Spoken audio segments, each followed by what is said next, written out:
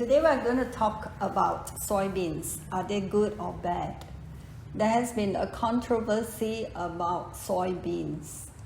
There have been claims that soybeans cause cancer, that soybeans increase Alzheimer's disease, that it triggers early onset of puberty, that it increases estrogens in males, that it leads to thyroid problems. Are all these claims true? First, a Dr. Dahlman identified several flawed studies that were done on soy. One study compared pigs fed protein from either soy protein isolate or casein, which is a milk protein. The casein fed group were given supplements of amino acids, whereas the soy fed group were not given any supplements. So that was not a fair study in the first place. And they just jumped to the conclusion that athletes who take soy protein powder would lose muscle mass. But that is not true. Now, another person by the name of Edward Mellanby, he showed a correlation between diet and rickets prevalent in Scotland because dogs were fed only oats and those dogs developed rickets. But when this study was investigated, they found that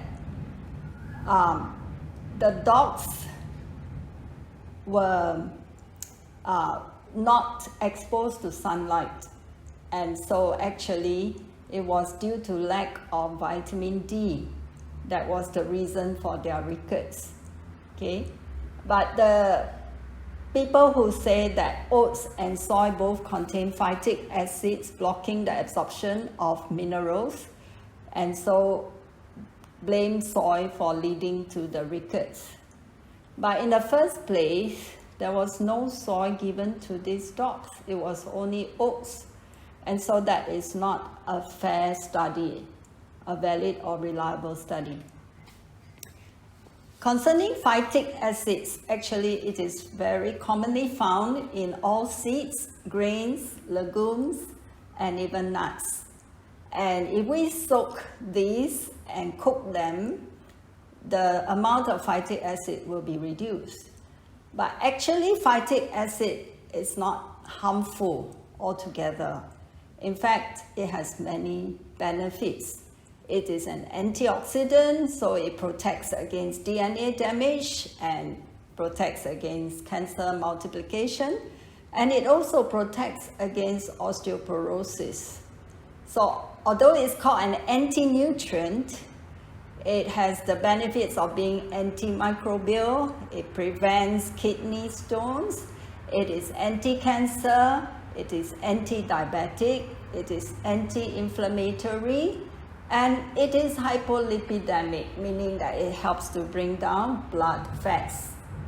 Okay, what about the accusation that soy makes men have more estrogen or develop puberty at earlier ages? Well, they did a study with humans this time, and men were given 40 milligrams of isoflavones, which is a plant estrogen found in the soy. Okay, just a quarter cup of soy, of tofu, or 1.5 cups of soy milk every day for 2 months. And at the measurement of the result at the end, there were no change in the amount of hormone that they had from the baseline. So the conclusion is that the phytoestrogen dose did not affect their semen quality. And there was a review of more than 41 studies that found no link between soy consumption and testosterone levels.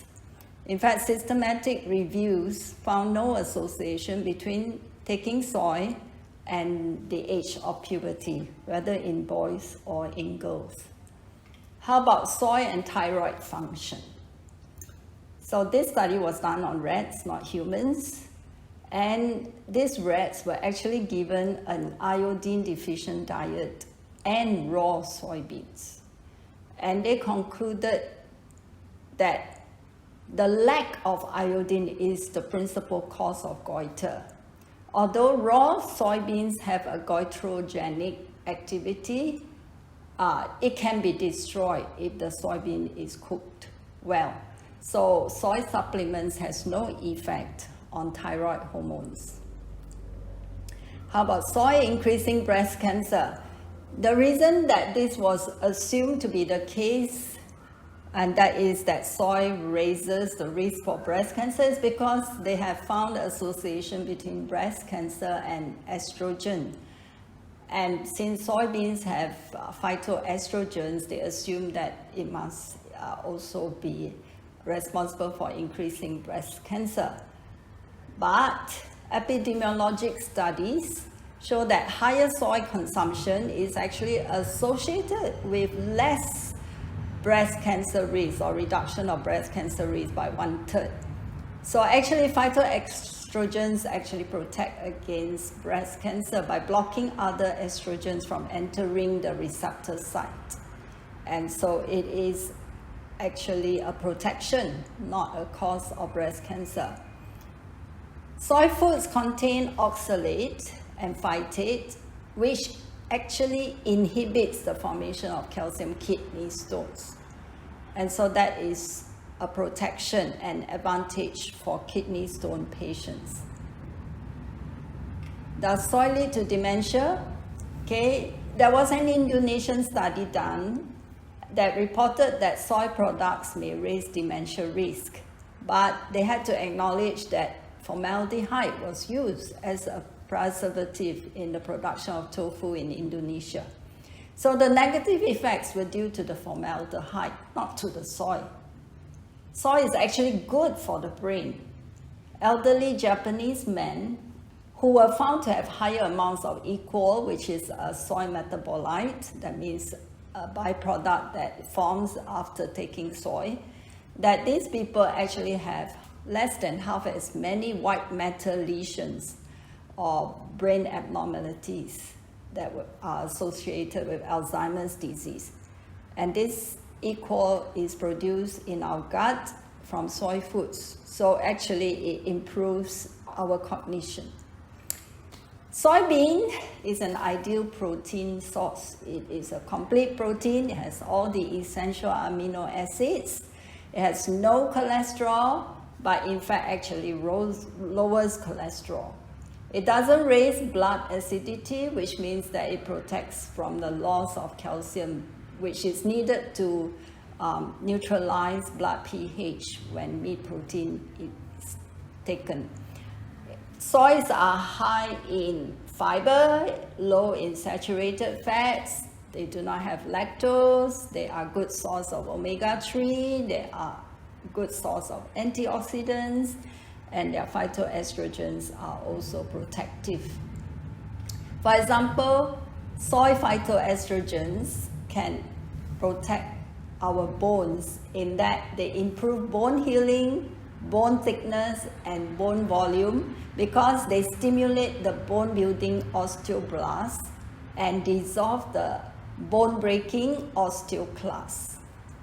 Soy strengthens bone mineral density without causing side effects such as increased stroke risk, breast cancer, coronary heart disease, as would happen with those who are on the hormone replacement therapy.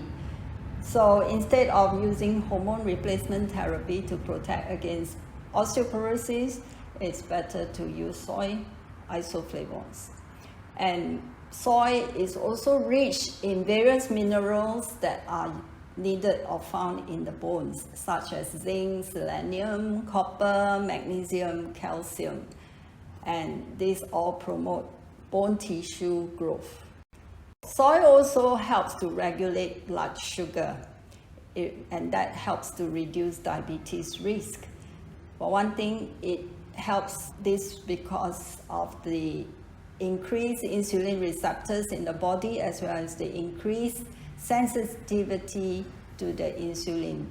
So more glucose can be absorbed rather than remain in the bloodstream. Soy also can improve our skin tone. They contain anti-inflammatory, collagen stimulating, antioxidant, skin lightening, and UV protective properties. All of these improve skin quality and health. The trypsin inhibitors in soy also help to reduce pigment deposition. On top of all these benefits, soy also is rich in magnesium, and that is a muscle relaxant. So that helps you to relax your muscles while you are sleeping so that you have better quality of sleep as well as quantity of sleep. Pregnant women need to have good amount of protein and other nutrients to support the health and development of the fetus, and because soy is rich in folic acid, which is needed for cell multiplication, and also vitamin B complex to prevent neural tube defects in infants. Therefore, soy does protect or support pregnancy. Soy dampens hot flashes in menopause. Estrogen levels drop in menopause, so there can be such symptoms that come along around menopausal time, such as sweating, hot flashes, mood swings, and women who take more soy products, they tend to have less severe menopausal symptoms.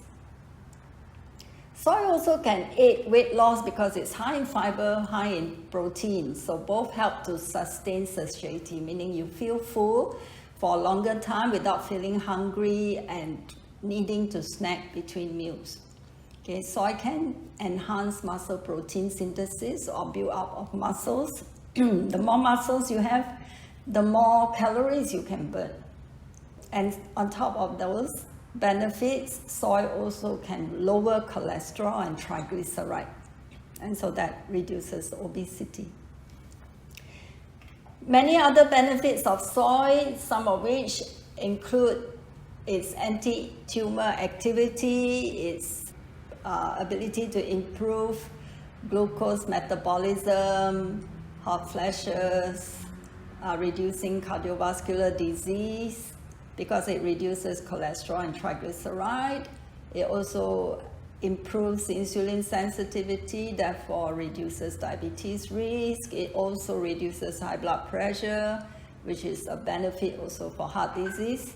It inhibits inflammation, and we know that most diseases have an inflammatory process, and it also helps to reduce prostate cancer risk.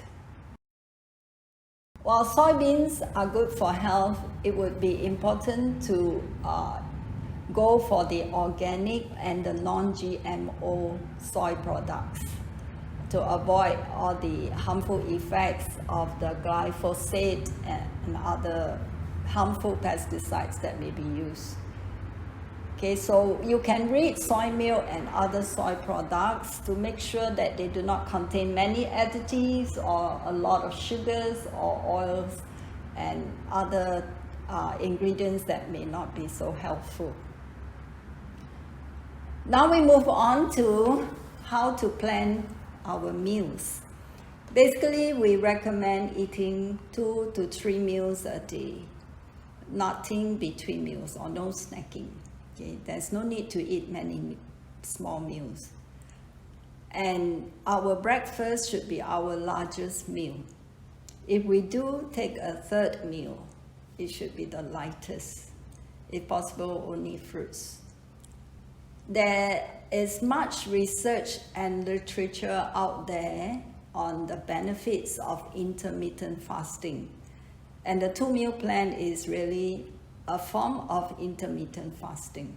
And the best is when these 2 meals are both breakfast and lunch, skipping dinner, rather than lunch and dinner and skipping breakfast.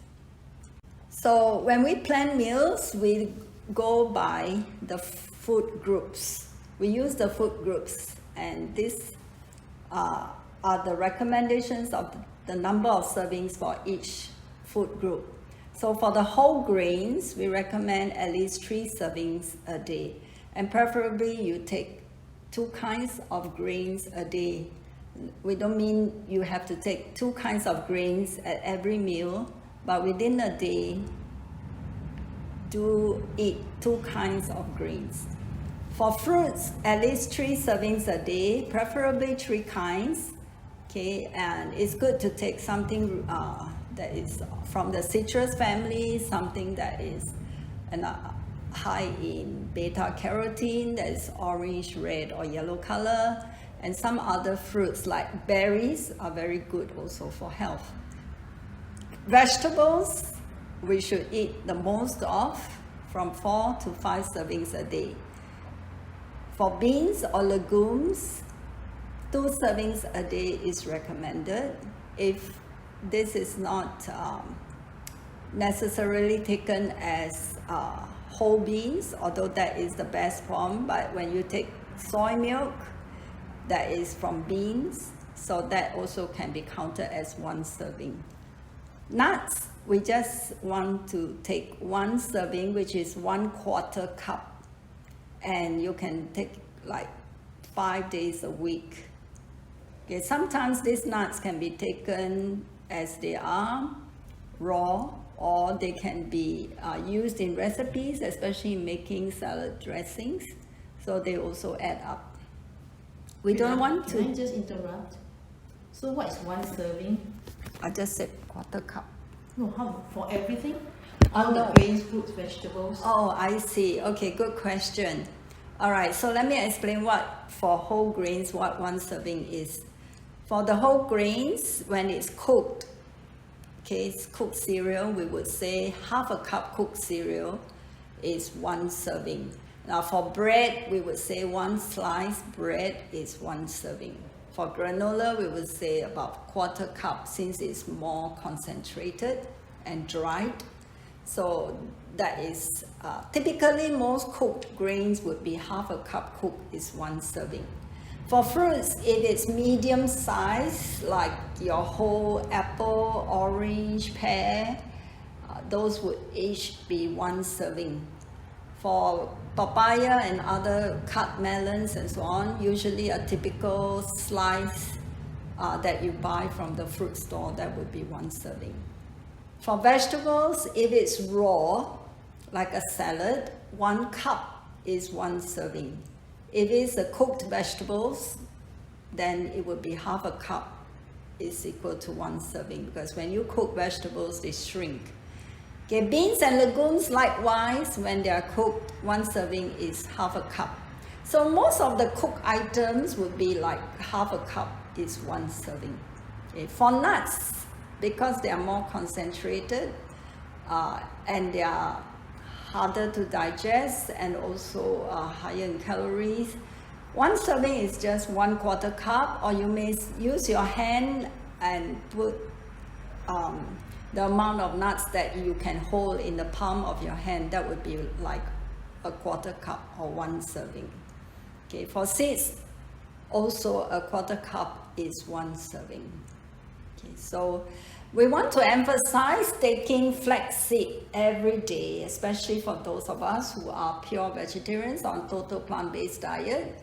And the recommendation is for adult men, 2 tablespoons of flax meal. We don't want to take the seed whole. We want to grind them into powder or meal form. Okay, because otherwise they're very hard to chew and you may just lose them when you move your bowel. So for women, if they're premenopausal, we recommend 2 to 3 tablespoons, but for menopausal women, 3 to 4 tablespoons of flax meal a day. Because flax seeds are high in omega-3 as well as fiber, and they have a lot of other benefits. They lower blood pressure and so on.